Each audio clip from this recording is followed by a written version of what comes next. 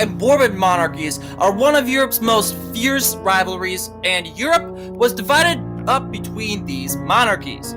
France, being Bourbon, were surrounded by Habsburg countries, with Spain being one of them. This being known as the Habsburg Encirclement. This conflict would all go ahead on in the 30 Years' War, which Catholic and Protestant countries would fight each other. France, being a Catholic country, decides to join the Protestants, mainly helping Sweden, and declared war on Spain, its southern rival. The French won the Battle of Levant and crushed the Spanish army in northern France. But in 1636, Spain began lightning attacks against the French, attacking northern French lands and threatening Paris.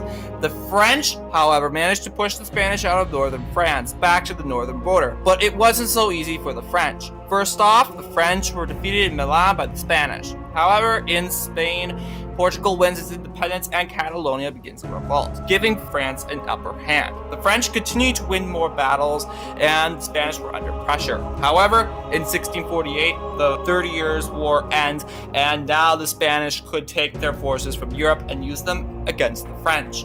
In the 1650s, the French fell into a civil war, giving Spain a small upper hand.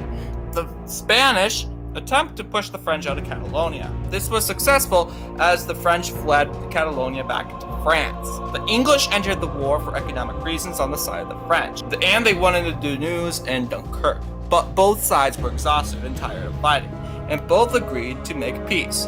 Ortoes, Royaumes, and Paraguay would be annexed by France. Both sides suffered a lot during the war, and this would worsen the Franco-Spanish rivalry with the years to come.